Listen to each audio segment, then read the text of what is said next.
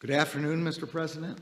It's good to be here with you and with the local elected and community leaders and with representatives of law enforcement. Protecting our communities from violent crime is a top priority for the Department of Justice and one of our most important responsibilities. I'm glad the President brought us together today to discuss a subject of such importance to the public we serve. As our participants in today's roundtable have noted, the increase in violent crime in 2020 and early 2021 is deeply troubling. That is why last month, the Justice Department launched a comprehensive violent crime reduction strategy. This strategy is built around four principles: setting strategic enforcement priorities, fostering trust with and earning legitimacy in our communities, investing in community-based prevention and intervention programs, and measuring the results of these efforts through a decrease in violent crime, not merely by arrests and convictions as if they were ends in themselves. Now, we know that the lion's share of violent crime reduction work is shouldered by our state, local, tribal, and territorial law enforcement partners. Core to our strategy is targeted support of the critical work that you will be doing in the weeks and months ahead. Every one of our U.S. Attorney's offices is working with its local partners to establish an immediate plan to address the spike in violent crime that typically occurs during the summer. And the law enforcement components of the department are making enhanced resources available to help prevent and disrupt violent crime and to focus on the most dangerous, most violent offenders. The department is also strengthening our Project Safe Neighborhoods, our cornerstone initiative that brings together law enforcement and community stakeholders to develop solutions to pressing violent crime problems. Community-led efforts are vital to preventing violence before it occurs. The Justice Department has available over $1 billion in funding through over a dozen grant programs that can be used to support evidence-based community violence intervention strategies. And I want to say that's what I found particularly useful in our discussion just a few minutes ago, was the fact that there are such evidence-based programs available, and I'm hoping that you will get together with us so that we can spread those across the country, as well as, of course, funding your own. A properly functioning criminal justice system is essential to our efforts as well. The department has grant funding available to help cities resume court operations and services that were curtailed during the COVID-19 pandemic. That includes funding for technology and equipment, for courts to address the backlog of cases and enhance access to justice. We know that an effective violent crime reduction strategy must also address the illegal trafficking of firearms and focus on keeping guns out of the wrong hands. And so the department is delivering on the promises we made here at the White House in April. On May 7th, we issued a proposed rule to help address the proliferation of ghost guns.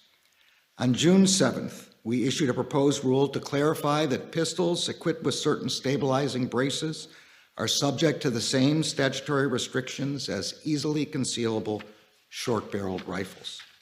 And on the same day, the department published model extreme risk protection order legislation for states to consider as they craft their own laws to reduce gun violence.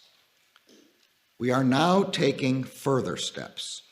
First, we will hold gun dealers that break the rules accountable for their actions.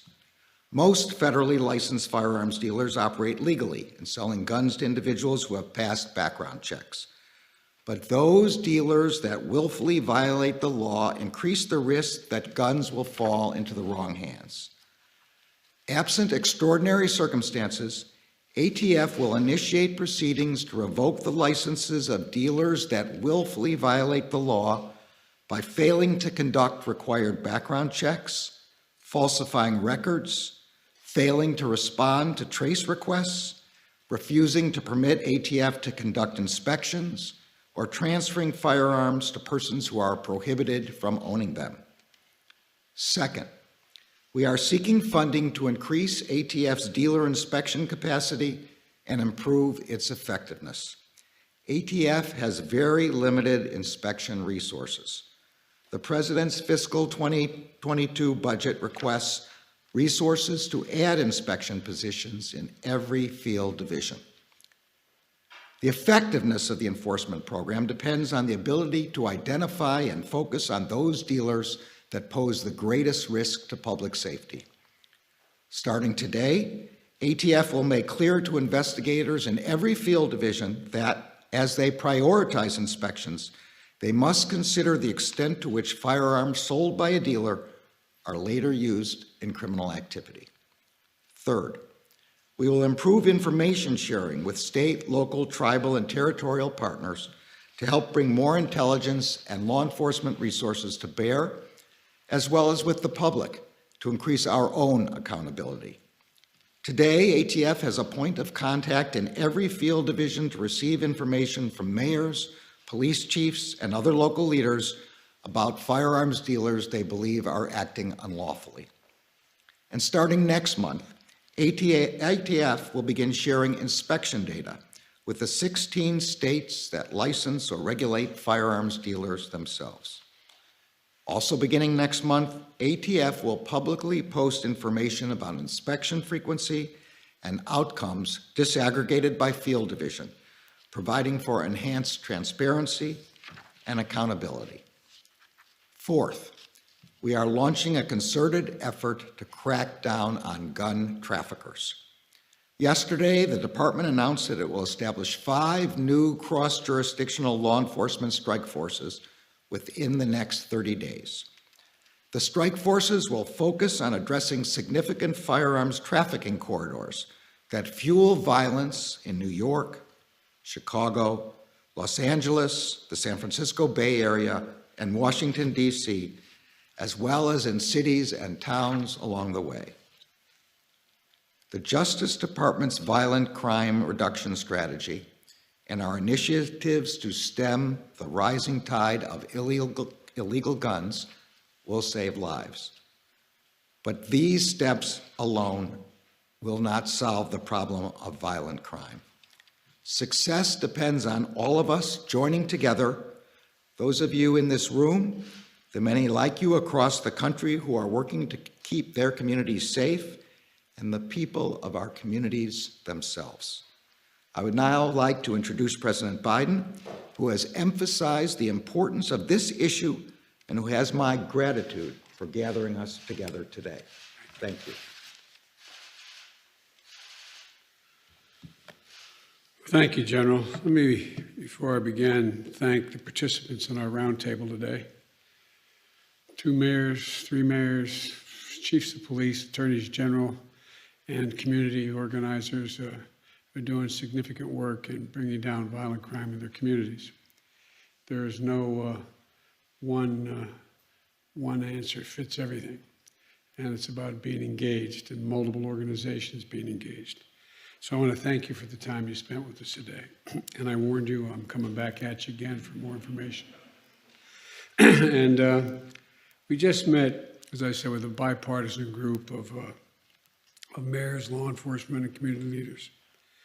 And we discussed a comprehensive strategy that I'm releasing today to combat the epidemic of gun violence and other violent crime that we've been seeing in our country for far too long, that has spiked since the start of the pandemic over a year ago.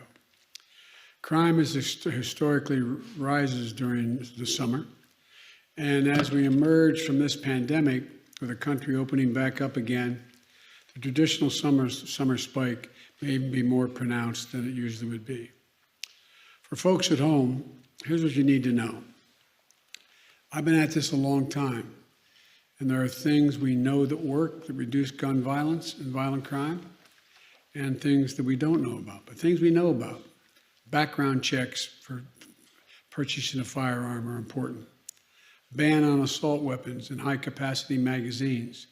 No one needs to have a weapon that can fire over 30, 40, 50, even up to 100 rounds, unless you think the deer are wearing Kevlar vests or something.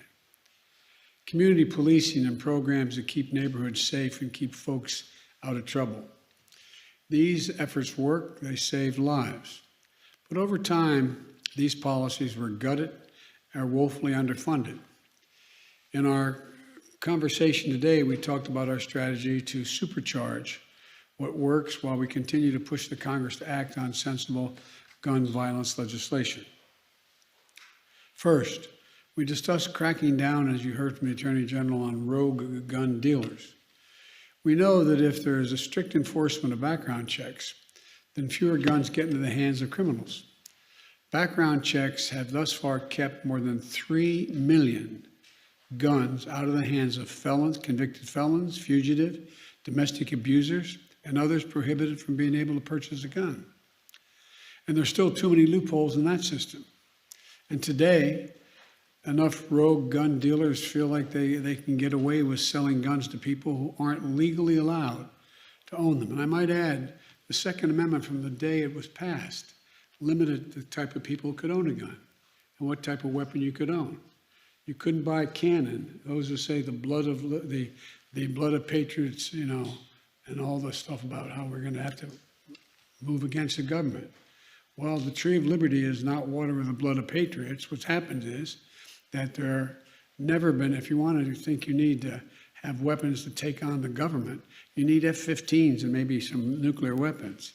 The point is that there's always been the ability to rationally limit the type of weapon that can be owned and who can own it. The last time we had data on this issue of who was purchasing guns was more than 20 years ago. 5% of gun dealers, turns out, in the study we did, showed that 90% of illegal guns were found at the crime scenes sold by 5% of gun dealers. 5% sold 90% of the guns found at crime scenes. And these merchants of death are breaking the law for profit. They're selling guns that are killing innocent people. It's wrong, it's unacceptable. As the Attorney General said, we're going to crack down on those gun dealers and the violent criminals they knowingly arm. In April, I announced that the Justice Department is going to be issuing an annual report on gun trafficking so we can update that data. Today, the department is announcing, as I just did, a major crackdown on stem the flow of guns used to commit violent crimes. It's zero tolerance for gun dealers who willfully violate key existing laws and regulations. Let me repeat, zero tolerance. If you willfully sell a gun to someone who's prohibited from possessing it, if you willfully fail to run a background check, if you willfully falsify a record, if you willfully fail to cooperate with the tracing requests or inspections, my message to you is this: we'll find you and we will seek your license to sell guns. We'll make sure you can't sell death and mayhem on our streets. It's an outrage. It has to end, and we'll end it, period. Second, we discussed disrupting illegal gun trafficking. Now, the gun lobby wants you to believe that cities that are had the toughest gun laws still have the highest rates of gun violence, as was pointed out by the group we had today in our roundtable. The violence is, so they argue, why do you need those gun laws if they don't work in cities that have tough laws? Don't believe it. Here's the truth. Today's conversation with Mayor Scott of Baltimore, for example, echoed what we know to be the case and hear from mayors all across the country. Mayors have the power to help shape and enforce the laws in their cities, but they can't control the laws in neighboring cities and states, even though the gun legally bought there as often ends up in their streets. Mayor Scott says that 80% of the guns in Baltimore were acquired outside the city. Outside the city. There's little he can do about that. So we have to act. As part of our strategy, the Justice Department is creating 5 new strike forces to crack down on illegal gun trafficking in the corridors supplying weapons to cities like New York, Chicago, Los Angeles, Washington, D.C., and the Bay Area. With these strike forces, local and federal law enforcement and prosecutors are going to be able to better coordinate the prosecution of illegal gun trafficking across city and state lines. So, illegal guns sold from the back door of a gun shop in Virginia don't end up in a murder scene in Baltimore.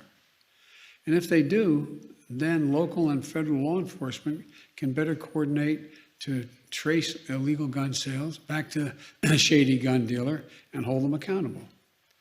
Police Chief Murray of the Police Chief Murphy, Paul of Baton Rouge, Louisiana, talked about how he's coordinating more closely with the Bureau of Alcohol, Tobacco, and Firearms, the ATF, and the Federal Bureau of Investigation, the FBI, to help take on criminal organizations committing violent crimes in the city. This kind of coordination is essential to keeping the weapons of war out of the hands of dangerous criminals, fugitives, and gangs, as well as organized crime. Third, we discussed historic funding for states, cities, and counties, and tribes for law enforcement and crime prevention.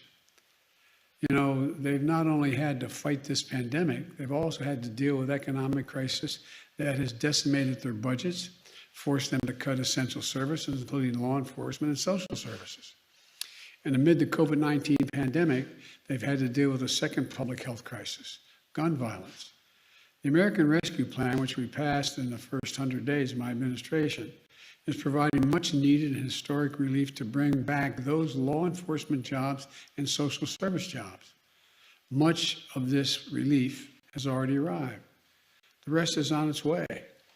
And we're now providing more guidance on how they can use the $350 billion nationally that the American Rescue Plan has available to help reduce crime and address the root causes. For example, cities experiencing an increase in gun violence were able to use the American Rescue Plan dollars to hire police officers needed for community policing and to pay their overtime. Mayors will also be able to buy crime-fighting technologies like gunshot detection systems to better see and stop gun violence in their communities. They can use the funding to scale up wraparound services for the residents as well, including substance abuse and mental health services that we know will make a difference in prevention of crime. Here's another example that reminds me of the old saying my mom used to use. She'd say, "An idle mind is a devil's workshop." Well, school's out for the summer. Teenagers are in tough neighborhoods. Who are in tough neighborhoods? No jobs, more trouble. We know summer jobs, training, and recreation for young people work. They help make sure young people pick up a paycheck instead of a pistol. One study found in Boston's summer jobs program for youth reduction reduced violence crimes by 35% in Boston. Another study found that a program that offers high school students in Chicago a good summer job and an adult mentor and behavioral therapy led to a 45% drop in violence. We can invest in more of these programs with the American Rescue Plan. And here's another thing states, cities, counties, and tribes can do with that funding. When someone finishes their time in prison, we can't just continue to give them $25 and a bus ticket. They end up right back where they started and got them in trouble in the first place. Or no option for being able to provide for access to public housing, or for schools, or for mentors to help them find their way, and the stuff that prevents recidivism and helps them integrate into society. That's changing with guidance and we're issuing today. The American Rescue Plan funding can help formerly incarcerated people get skills training, apprenticeships, and work experience so they can gain stability and security and a chance for a better life rather than going back to exactly what they left. Attorney General Greenwald of New Jersey and Mayor Daniela Levine Cava of Miami-Dade talked about their efforts to lift up those kinds of community programs that reduce gun violence, keep communities safe, and make real positive difference in people's lives. And for folks at home, the American Rescue Plan, which is a once-in-a-generation investment to reduce violence in America, is available. I'm proud of it. It means more police officers, more nurses, more counselors, more social workers, more community violence interrupters to help resolve issues before they escalate into crimes.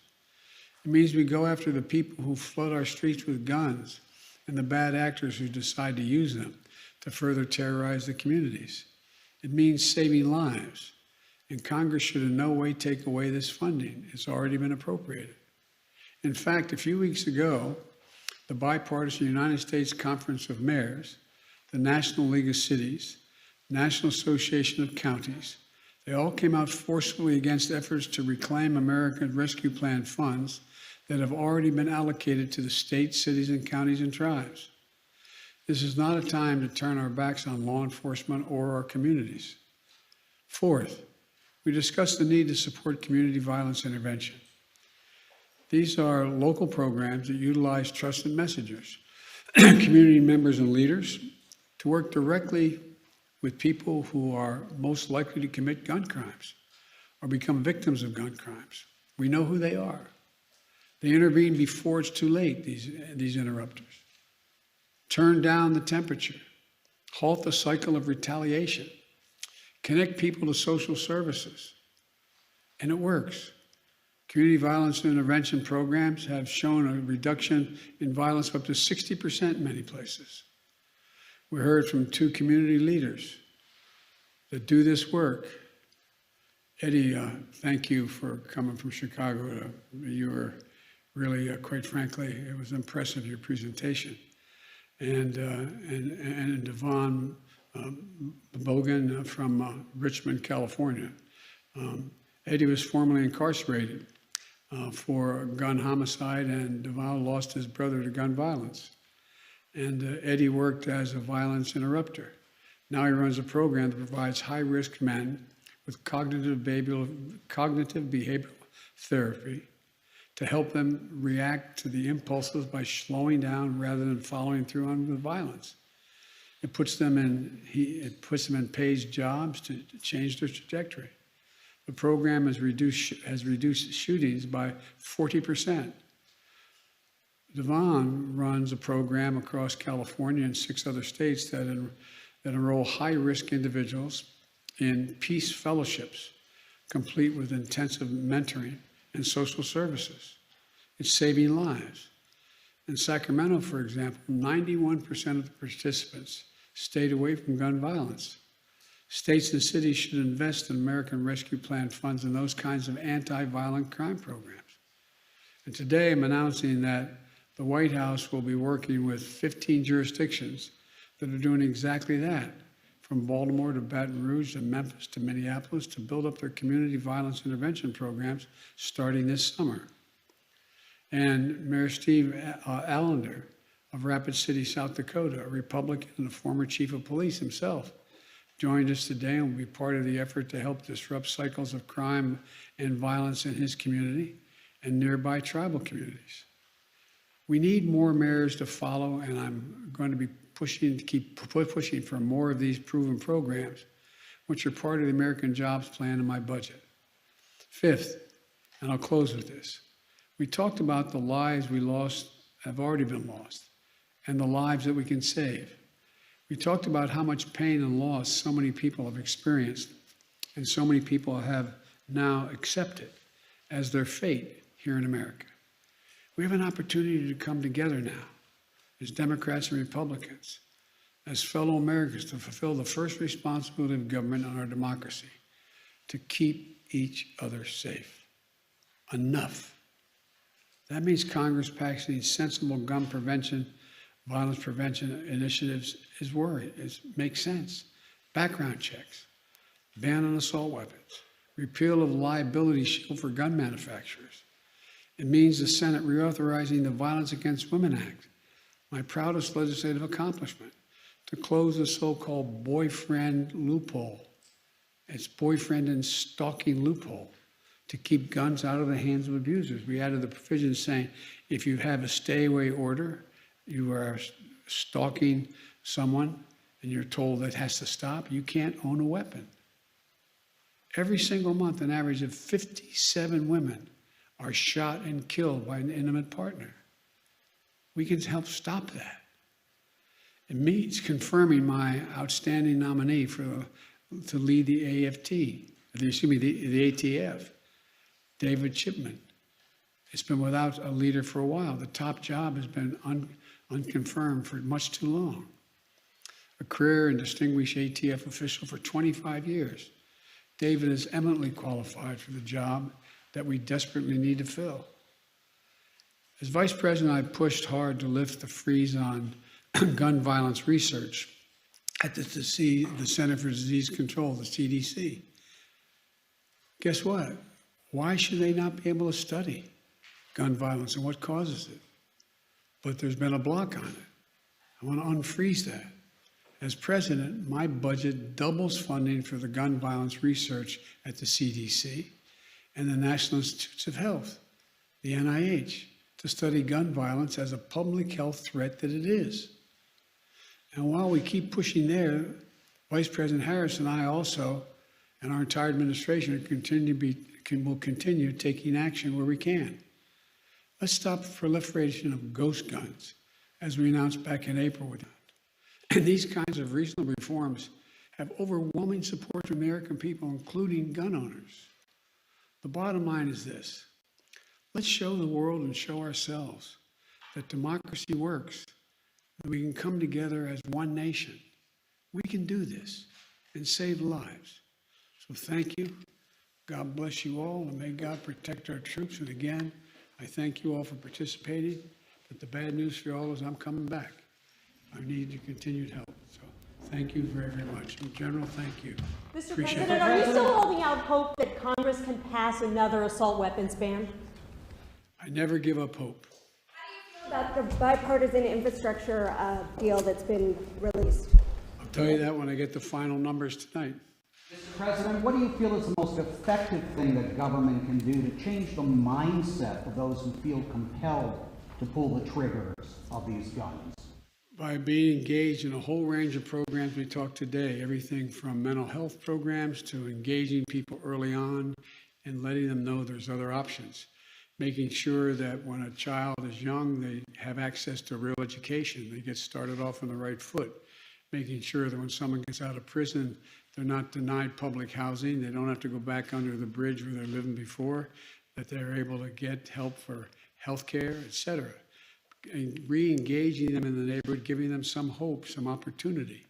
And in the meantime, making sure that those folks who are taking advantage of them by taking advantage of their situation are in fact held accountable. Thank you all so much. In favor of the voting rights bill, do you think it's time to reform the filibuster?